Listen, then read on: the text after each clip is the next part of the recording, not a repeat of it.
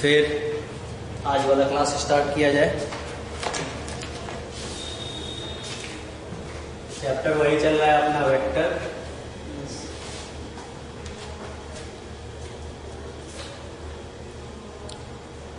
और ये वाले को लिखा जाएगा क्लास 2।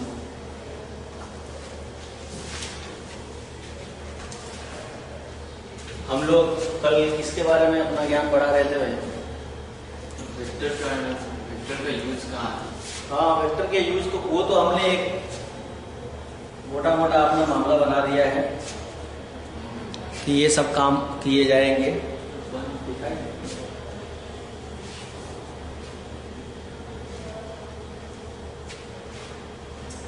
ये हमारे आंखों का दोष है कि सही में ये नहीं आ रहा है। कैसे यहाँ से दिखना चाहिए, ये एरो तो दिखना चाहिए। हाँ, दिख गया ये।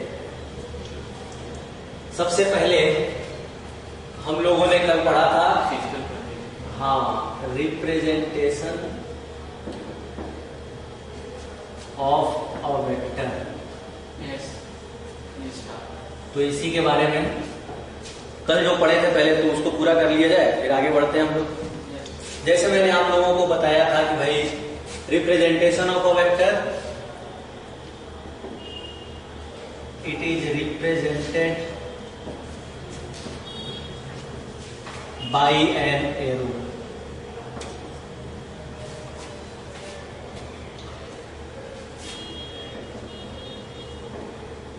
लेंथ ऑफ विच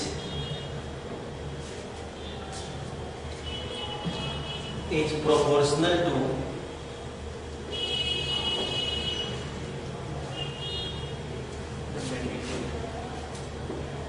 एकदम सही बात कह रहे हो, मैग्नीट्यूड ऑफ द वेक्टर। जैसे मान लो ये एक वेक्टर है और इसकी लंबाई है 3 सेंटीमीटर, और हम लोग ये कह रहे हैं कि भाई if 3 centimetre equal to 6 metre, तो एक दूसरा लाइन जो कि बराबर है 10 सेंटीमीटर के, आप इसके लिए कह सकते हैं कि इसका जो मैग्नीट्यूड होगा, मान लो ये वेक्टर ए है और ये है वेक्टर बी, तो वेक्टर ए का मैग्नीट्यूड अगर 6 न्यूटन है तो वेक्टर बी का मैग्नीट्यूड कितना हो जाएगा? 20 न्यूटन। हम लोगों को क्या करना है? यूनिटरी मेथड लगाना है। यूनिटरी मेथड हम लोगों को बता देगा कि भाई here 1 centimetre is nothing but 2 Newton. तो अगर कोई 10 सेंटीमीटर है तो उसको 10 से 2 से गुणा कर दो, आपको आराम से मिल जाएगा 20 न्यूटन के बराबर। तो ये बात सही है कि नहीं कि लेंथ जो है वो proportional to magnitude of the vector है? ये वाला थोड़ा कंफ्यूजन की दृष्टि में दिख रहा है, तो इसीलिए इसकी मदद की जाए। एक वेक्टर सी ले लेते हैं और ये सी वाले वेक्टर की लंबाई में ले लेता हूं कितना? सिर्फ 2 सेंटीमीटर। तो आप कह सकते हैं कि magnitude of vector C will be, वही 2 दूनी 4 न्यूटन होना चाहिए, है ना? तो ये एक रे से रिप्रेजेंट किया जाएगा और उस रे का या एरो का जो लेंथ होगा वो प्रोपोर्शनल होगा मैग्नीट्यूड के। तो ये बात को आप लोग लिख लीजिए। तो लिखते चलिए, फिर हम लोग एक एक पॉइंट को पूरा करते चलते हैं।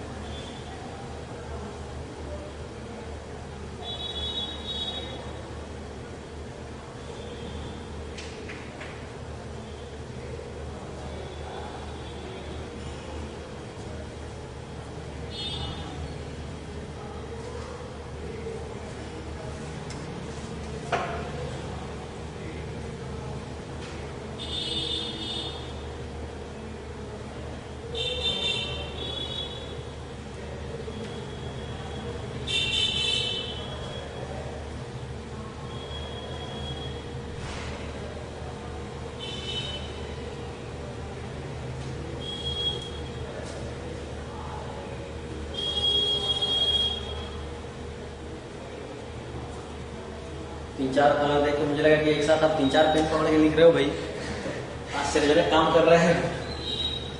इसको मिटा देना चाहिए, इसमें तो कोई समस्या की बात नहीं है। बहुत अच्छा है भाई, इसको मिटा दिया जाए। और मैग्नीट्यूड के बारे में तो आप लोगों को पता चल गया कि मैग्नीट्यूड होगा प्रोपोर्शनल टू जो भी अपना लेंथ। अब डायरेक्शन की बात करें तो क्या होगा डायरेक्शन की, कि direction of vector will be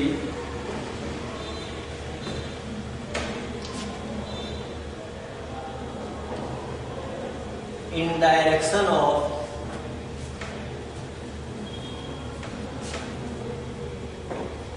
tail to head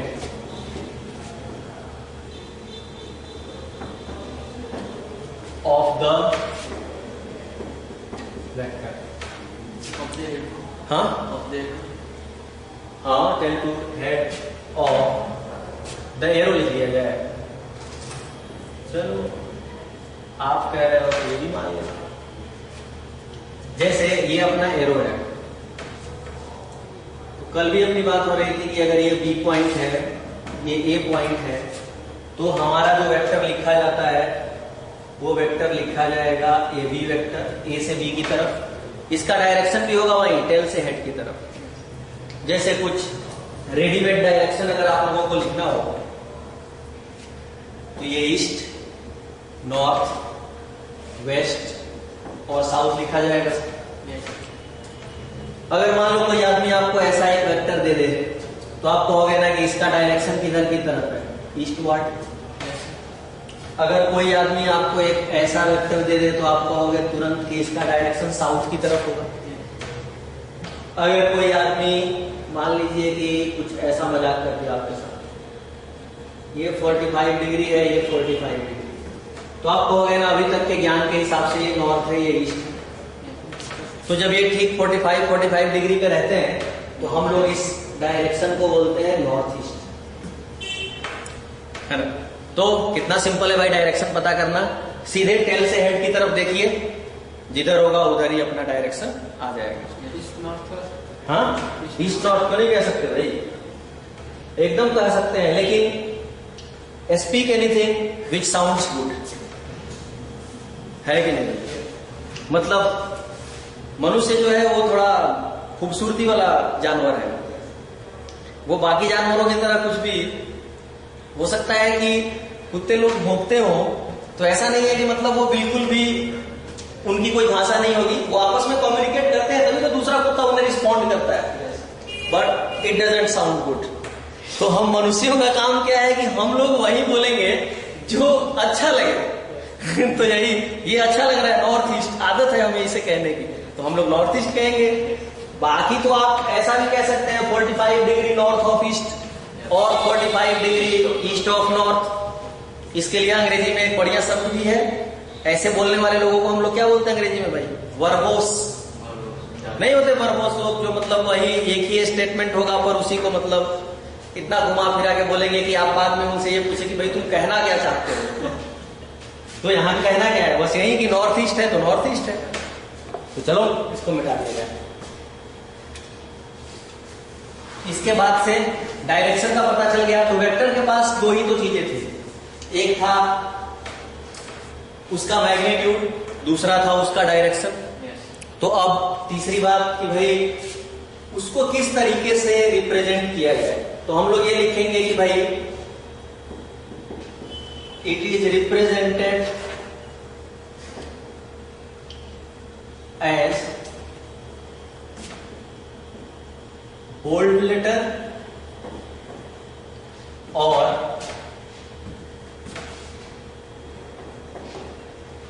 with an arrow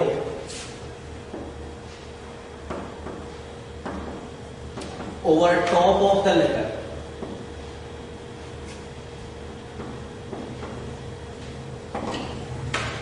जैसे ये सिर्फ ए है, वहीं अगर किताब में आपको ऐसे दिखे इतना बोल्ड तो आप कहेंगे कि ये वेक्टर ए है। या कामचोर लोगों के लिए इसके ऊपर एक एरो लगा देने का, ये भी वेक्टर ए है। तो यही अंतर है। तो इस तरीके से हम लोग इसे रिप्रेजेंट करेंगे, है ना। तो रिप्रेजेंटेशन का मामला हो गया। अब थोड़ा कुछ टाइप्स ऑफ वेक्टर देख लेते हैं, उसके बाद पुनः आगे बढ़ते हैं। आप लोग इसको लिख लीजिए, लिख लिया। अरे वाह, तुम एक साथ में 3-4 कलर से लिखने की कला है। हाँ, बहुत अच्छी बात। अधिकतर अच्छी आदतें आदमी के पास बचपन से ही होती है। जैसे जैसे वो समय के साथ आगे बढ़ता है, बुरी आदतें उसे गिरफ्त में ले लेती हैं। तो देखो, दरअसल क्या है कि बचपन में आदमी वेक्टर होता है, आगे चल के स्केलर हो जाता है। भाई बचपन के समय में ऐसा होता है ना कि आदमी के पास एक क्लियर कट विजन होता है कि मैं बड़ा होऊंगा। बहुत सारे लोगों का, जैसे मेरे जैसे बहुत सारे लोग, मैं बड़ा होऊंगा तो सिर्फ इसलिए बड़ा होना चाहता हूं कि भाई घर वाले मुझे नहीं पीटेंगे, क्योंकि बड़े लोगों को नहीं पीटते, है ना। कोई आदमी पढ़ने के लिए आपको बहुत ज्यादा फोर्स नहीं करेगा, आपकी मर्जी हो, आप पढ़ो, नहीं मर्जी है दुकान खोल लो। तो एक सेंस ऑफ डायरेक्शन रहता है। मान लो कोई पढ़ने में बहुत अच्छा है तो ये सोचे कि मैं MIT में जाके पढ़ना चाहता हूँ, not our Muzaffarpur Institute of Technology, the Massachusetts में। तो कुछ लोगों का ऐसा रहता है कि भाई हमारा डायरेक्शन लाइफ में फिक्स है, हमें आगे चल के संस्कृत पढ़ना है, संस्कृत का विद्वान बनना है। जिसको जी इच्छा होती है वो आदमी वो करना चाहता है। बड़ा होने के बाद आदमी क्या हो जाता है, वो स्केलर बन जाता है। मतलब उसको सिर्फ डायरेक्शन से कोई मतलब नहीं है। अब वो आदमी क्या सोचता है कि कैसे भी करके पैसा आना चाहिए, कैसे भी करके हमारा नाम बड़ा हो जाना चाहिए। मतलब कोई एक डायरेक्शन नहीं है उसके लाइफ में। उसके लाइफ में अब सिर्फ और सिर्फ न्यूमेरिकल वैल्यू का और यूनिट का मतलब है। जैसे 1 करोड़ हो गया तो हमारी कोशिश है कि 1 लाख करोड़ क्यों नहीं हो सकता।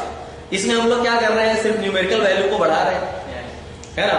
डायरेक्शन का ऐसा कोई मामला नहीं है। तो खैर, वेक्टर के बारे में हम लोग थोड़ा इनके अलग अलग तरह के टाइप्स के बारे में देख लेते हैं।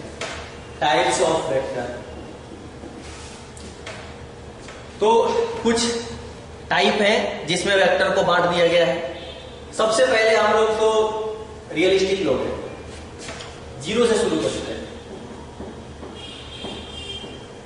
0 वेक्टर, या इसी का एक और नाम है नल वेक्टर। तो भाई इसका नाम ऐसा 0 या नल वेक्टर क्यों कहा गया है? एकदम सही बात है। It has 0 magnitude. तो जब 0 मैग्नीट्यूड था तो इसको स्केलर में डाल देते हैं, वेक्टर में क्यों डाले हुए हैं? वेक्टर लॉ ऑफ एडिशन को सर मानता है इसलिए। नो सर, चलो, वेक्टर लॉ ऑफ एडिशन को सही रखने के लिए। सही रखने के लिए। अच्छा चलो कोई बात नहीं, हम लोग इतना सही गलत के बारे में नहीं सोचते, हम लोग एक जोक के बारे में सोचते हैं। देखो, मान लेते हैं कि हमारे पास नहीं, हमारे पास क्यों नहीं, अपने स्टेट के लोग तो थोड़ा समझदार होते हैं। तो आप लोगों ने ऐसा सुना होगा कि 4-5 दोस्त एक गाड़ी लेते हैं, कार, एक जैसे मैंने बिल्ड के बॉडी के लोग रहते हैं, और वो लोग एक कार लेके कहीं चले जाते हैं। अभी लॉकडाउन का नियम तोड़ ताड़ के फिर क्या होता है कि उनके कार का फ्यूल खत्म हो जाता है। उनका ड्राइवर बोलता है कि अब फ्यूल नहीं है, गाड़ी आगे नहीं जा सकती। तो प्राइमरी जोक, उनमें से एक दोस्त बोलता है फिर पीछे ले चलो। इस प्राइमरी जोक के बाद सेकेंडरी जोक, ड्राइवर बोलता है कि भाई अकल के अंधे, अगर आगे नहीं जा सकती तो बिना फ्यूल के पीछे भी गाड़ी नहीं जा सकती। तो फिर वो लोग डिसाइड करते हैं कि हम लोग सब लोग मिलके इस गाड़ी को धक्का देते हैं। वो लोग गाड़ी को धक्का तो दे रहे हैं पर फिर भी गाड़ी कहीं नहीं जा रही है। क्यों भाई? क्योंकि वो सब लोग अच्छे लोग हैं। 2 लोग पीछे से धक्का दे रहे हैं और ठीक वैसे ही 2 लोग आगे से धक्का दे रहे हैं। तो आपको लगता है ना कि जितना ये लोग फोर्स लगाएंगे उतना ही इनके दोस्त लोग भी फोर्स लगाएंगे और ये गाड़ी कहीं नहीं जा रही। तो इससे लगने वाला नेट फोर्स कितना होगा? 0 होगा। अब आप कहोगे ना कि 0 जो है वो एक फोर्स है। अगर वो फोर्स है तो उसको मैं स्केलर में तो डाल नहीं सकता, है ना। तो इसीलिए उसको नल वेक्टर कहा गया है, लेकिन चूंकि वो वेक्टर्स के सम से ही आया है तो आप उसके लिए क्या शब्द और उपयोग कर सकते हैं, जीरो ही यूज करेंगे। इसीलिए इसका नाम हम लोगों ने जीरो वेक्टर रखा है। लाइक आप ऐसा भी कह सकते थे कि मान लो हमारे पास कोई एक वेक्टर ए है और इनका ठीक उल्टा एक वेक्टर है माइनस ए। माइनस ए होने के लिए क्या जरूरत है, दोनों का मैग्नीट्यूड बराबर होना चाहिए लेकिन डायरेक्शन अपोजिट होना चाहिए। अगर आप इन दोनों को जोड़ देंगे तो आपको एक नल वेक्टर मिलेगा कि नहीं, जीरो के बराबर मिलेगा। तो उसका नाम नल क्यों पड़ा? नल का मतलब भी जीरो ही होता है। मैंने दुनिया में अलग अलग लोग हैं ना, वो जीरो को अलग अलग नाम से पुकारते हैं, तो कुछ लोगों ने ऐसे ही इसका नाम नल रख रखा है। तो नेवर गेट कंफ्यूज विथ नल जल योजना। इसको नल जल से कोई लेना देना नहीं है, ये नल वेक्टर है। ये ए और माइनस ए वेक्टर दोनों को जोड़ देते हैं तो जीरो आ जाएगा। चूंकि वेक्टर के जुड़ने से आया है तो इसीलिए इसको हम लोग जीरो वेक्टर ही बोलेंगे। और क्या इसमें अच्छी बात हो सकती है भाई, जैसे इन्होंने कहा कि जीरो मैग्नीट्यूड होता है, तो जीरो मैग्नीट्यूड होगा तो इसका डायरेक्शन किधर की तरफ होगा, आर्बिट्ररी नहीं बोलते इसको, हम लोग बोलते हैं it has not a specific direction. मतलब इसका जो डायरेक्शन है ना वो स्पेसिफिक नहीं होना चाहिए। ऐसा क्यों भाई? अभी हम लोगों ने तय किया थोड़ा देर पहले कि हम लोग वेक्टर का डायरेक्शन मानेंगे टेल से हेड की तरफ, और वेक्टर का जो मैग्नीट्यूड होगा it must be in proportion with length of the arrow.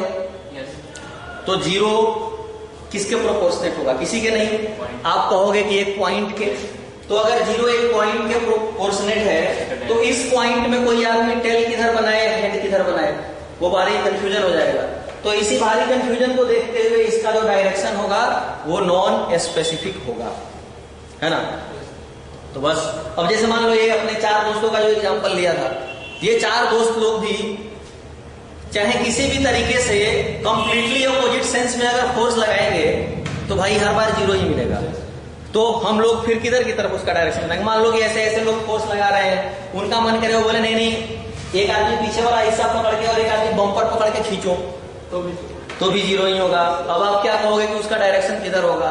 उनको मान लो थोड़ा और मस्ती आ जाए, वो लोग बोले कि दो आदमी इस कोने से फोर्स लगाएंगे, दो आदमी इस कोने से फोर्स लगाएंगे, तब भी नेट फोर्स जीरो ही होगा।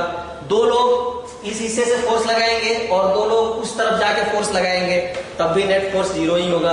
तो अगर इन सारी स्थितियों में नेट फोर्स की वैल्यू जीरो है तो आप कितनी आसानी से कह सकते हैं ये बात कि भाई मतलब मामला थोड़ा ठीक नहीं है, जीरो को हम लोग कोई स्पेसिफिक डायरेक्शन नहीं दे सकते। और ग्राफिकली मैंने आपको बताया ही कि ये वाला एक मुद्दा है कि चूंकि हम लोगों की बात हुई है कि we will represent a vector with an arrow in which length is in proportion with magnitude of the vector and direction from tail to head of the arrow will be in accordance with direction of the vector. अब यहाँ पे dot में ना कोई tell निकाल सकता ना कोई हेड निकाल सकता, तो बस हम लोगों को सिंपली क्या करना चाहिए, ऐसे सवाल से निकाल लेना चाहिए। तो एक ये है अपना, चलो तो इसमें तो कोई समस्या की बात नहीं है, आप लोगों ने लिख भी लिया। जीरो वेक्टर के बाद अब दूसरा है, जीरो से हम लोगों ने गिनती शुरू की है तो हम लोग एक की तरफ बढ़ते हैं, यूनिट वेक्टर। तो इट हैज जीरो के बदले यूनिट मैग्नीट्यूड, यूनिट का मतलब वन ही होता है। तो खास बात यह है कि क्योंकि ये यूनिट वेक्टर है, वन है, आप लोग जानते हैं कि भाई देश दुनिया में या फिजिक्स में कहीं भी जो एक नंबर पे होता है उसको थोड़ा डिफरेंट ट्रीटमेंट दिया जाता है। वैसे ही इस यूनिट वेक्टर को ऐसे लिखा जाएगा, ए के ऊपर कैप लगा दिया जाए तो हम लोग इसको कहेंगे यूनिट वेक्टर ए। अगर कैप नहीं होगा तो उसको सिंपल वेक्टर कहा जाएगा, यूनिट का उसमें कोई मामला नहीं रहेगा। दूसरा, आप लोग ये बात भी जानते हैं कि अगर कहीं भी ऐसे दो सीधे सीधे डंडे किसी एक वेक्टर के दोनों तरफ लगा दिए जाए तो उसका मतलब मैग्नीट्यूड होता है। तो हम लोग ये लिख देंगे कि इसका जो मैग्नीट्यूड है मैग्नीट्यूड ऑफ यूनिट वेक्टर, ठीक है, ये 1 के बराबर हो गया। फिर अब it has a specific direction. भाई जो यूनिट चीजें होती है उनके पास तो स्पेसिफिक डायरेक्शन होता ही है। और मान लो मेरे पास लाइफ में एक ही गोल है, तो अगर एक ही गोल है तो वो तो स्पेसिफिक होगा ना। जिसके पास कोई गोल नहीं है उसका लाइफ में कोई स्पेसिफिक होने की जरूरत नहीं है। मतलब अगर किसी आदमी के लाइफ में यही गोल है कि मुझे दिन अच्छे से बिताने हैं अपनी जिंदगी के, तो भी वो सोच लेगा कि भाई हमको कौन कौन से काम पसंद है और वो उसी काम के हिसाब से काम करेगा। तो ये हो गया। अब ये यूनिट वेक्टर को लिखने का तरीका भी बड़ा सिंपल है। जैसे आपको यूनिट वेक्टर चाहिए तो आपको क्या करना चाहिए, a vector divided by magnitude of the vector, है ना। तो हम लोग ऐसे भी लिख लेते हैं कि vector A divided by magnitude of vector A. ये भी एक मुद्दा है। आप लोगों को जब भी कभी मन करे तो आप लोग इसको ऐसे लिख सकते हैं। फिर इसको लिख लेने के बाद थोड़ा और आगे बढ़ा जाए।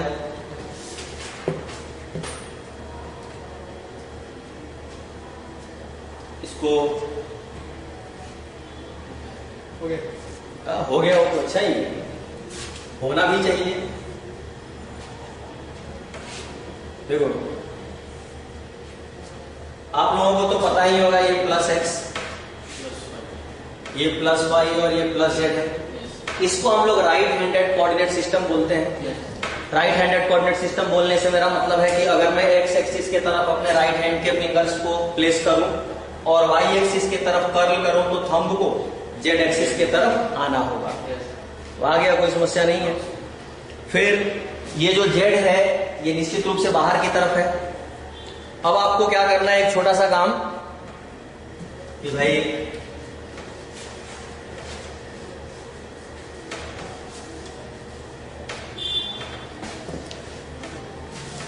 ये है यूनिट वेक्टर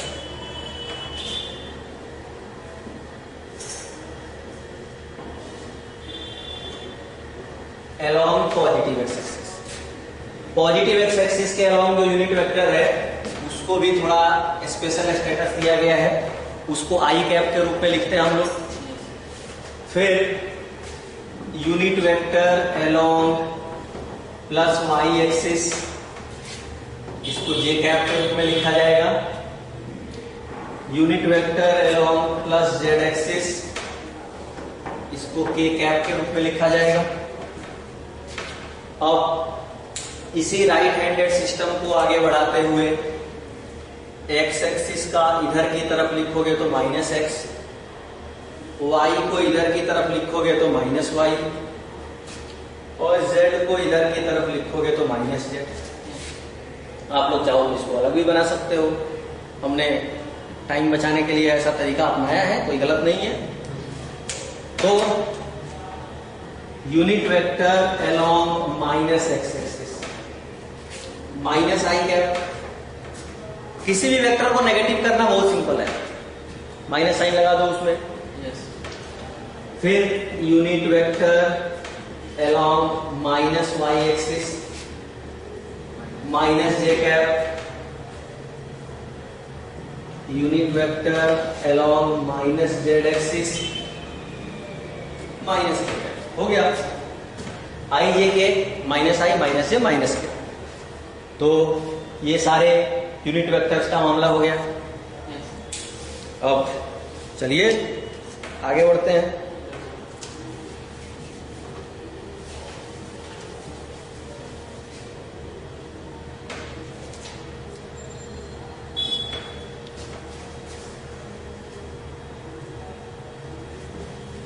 क्या भैया आपका क्या नाम है, मैं भूल गया। अर्पित, बहुत अच्छा नाम है। चलो बस आपके नाम के साथ एक ही दिक्कत है। क्या मतलब टी के बाद वाला जो ए है उसको साइलेंट ही रखना है। शुरू से मैं ध्यान था यही। हाँ, शुरू से आपको ध्यान था इस बात का, वेरी गुड। ये सबसे अच्छी बात है कि मतलब जीवन में कुछ चीजों का आदमी को शुरू से ही ध्यान होना चाहिए। अब इसको मिटा दिया जाए यूनिट वेक्टर को, और हम लोग थोड़ा और आगे बढ़ जाते हैं। तो और फिर यहां तक तो कोई समस्या नहीं है दोस्त? हाँ, बस बढ़िया है।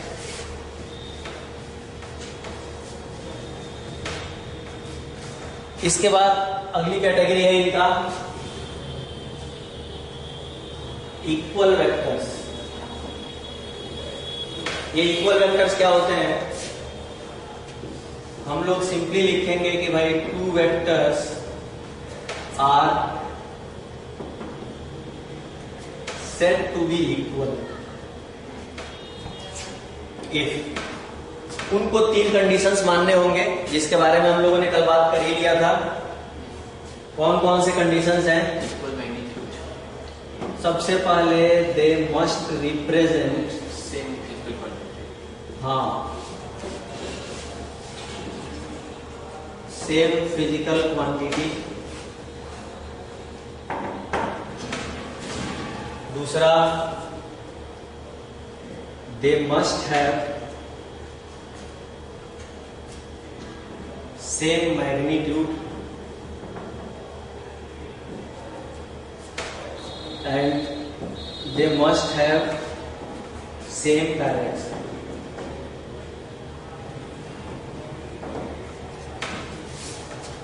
पांच न्यूटन का फोर्स अगर ईस्ट की तरफ है और दूसरा भी 5 न्यूटन का फोर्स अगर ईस्ट की तरफ है, तभी आप दोनों को बराबर कहिए।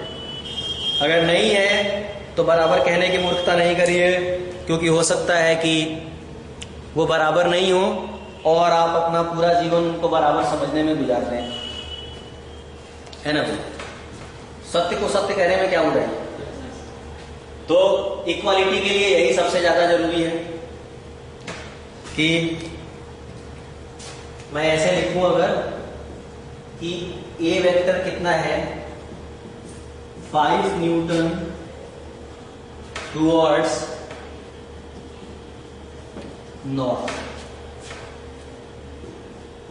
और बी वेक्टर भी ऐसा ही है। सिर्फ तभी आप कह सकते हो कि ए इज इक्वल टू बी। अगर इन तीनों में से कोई भी या एक से ज्यादा का मामला गड़बड़ाया तो उस समय आप ये नहीं कह सकते। ये ब्लिंक ब्लिंक करने लग गया भाई। ऑन ऑफ हर स्थिति में इसका एक ही हाल है।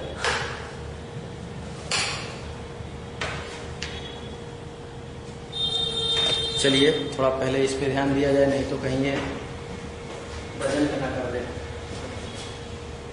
तो आप लोग इसको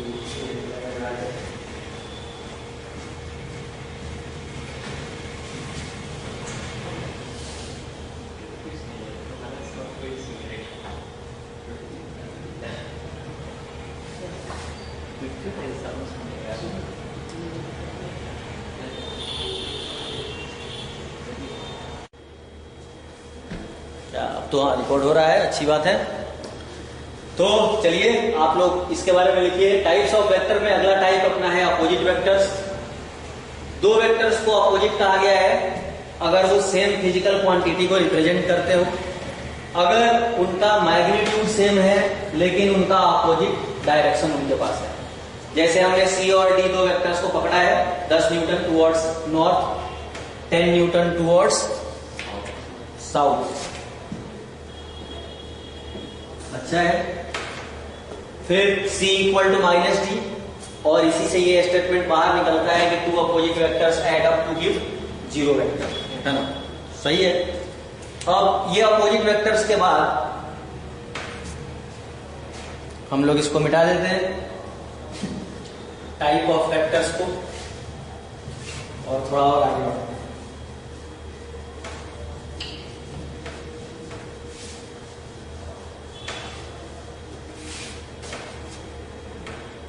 एक छोटी बात है ये कि multiplication of a vector with a तो ये भी एकदम सिंपल मामला है। पहले तो कि इस वेक्टर को और स्केलर को हम लोग आराम से मल्टीप्लाई कर सकते हैं, है ना भाई।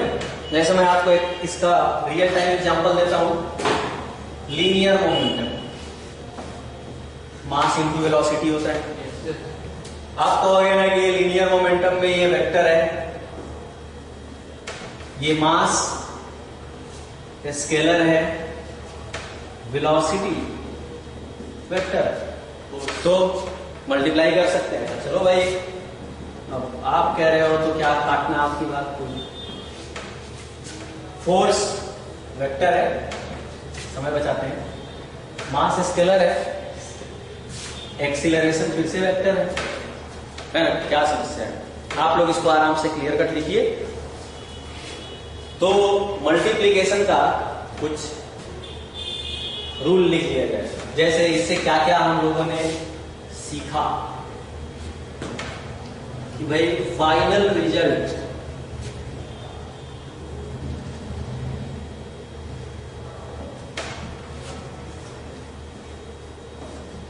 will be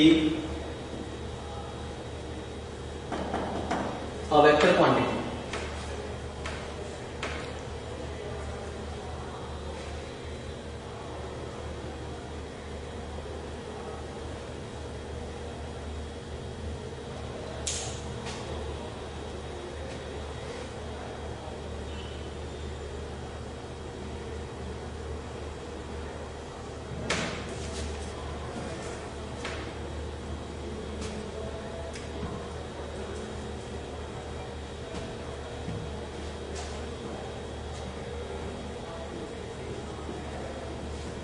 If vector is multiplied by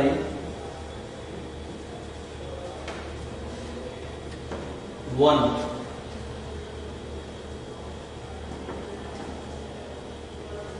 we get equal vectors.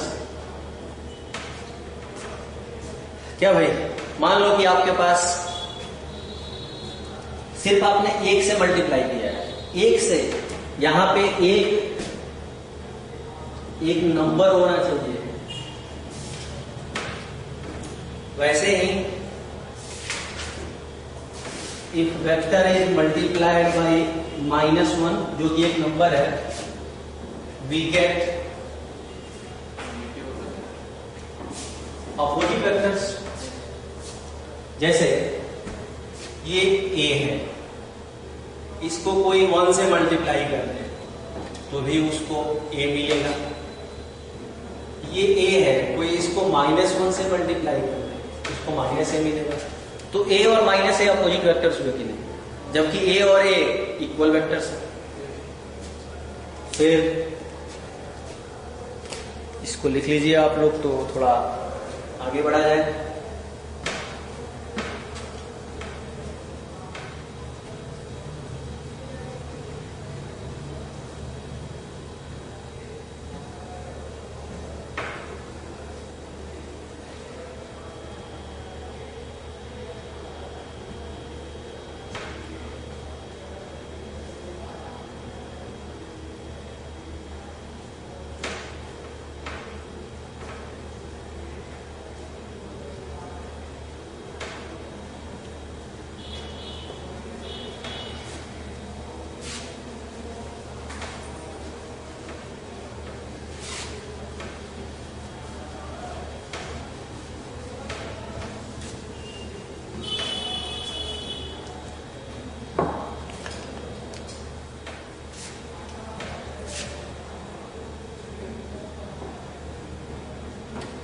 If a vector is multiplied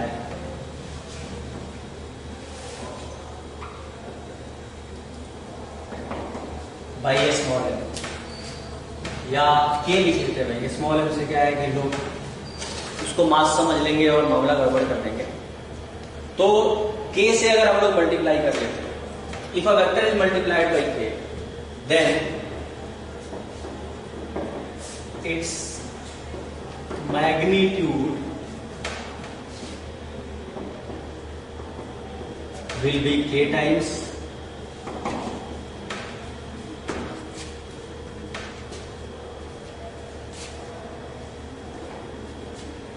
it will be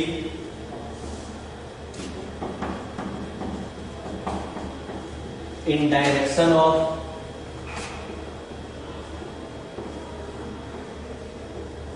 previous vector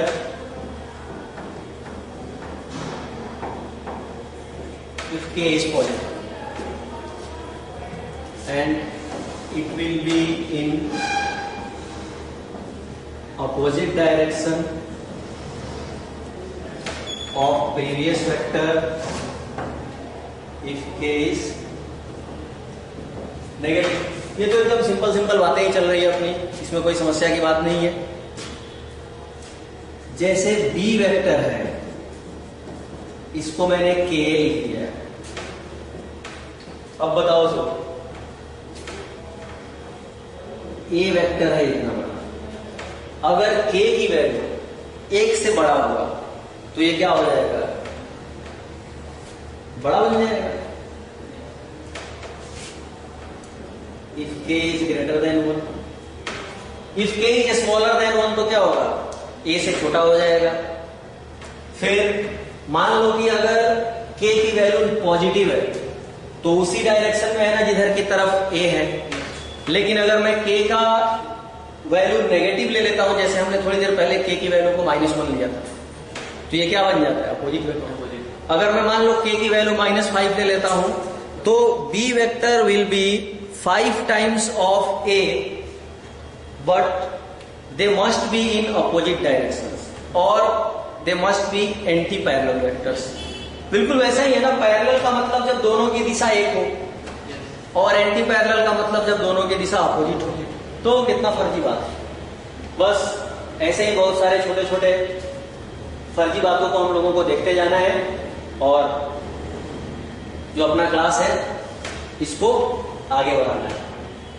तो आनंद सर आप लोगों के लिए बहुत ज्यादा वेट कर रहे हैं, तो ये देखते हुए आप लोगों का ये क्लास समाप्त किया जाए, है ना। अगली क्लास में फिर हम लोग इसको जोड़ना घटाना ये सब सीखेंगे। चंदन जी को भेज दिया जाए, वो इसको बंद कर देंगे।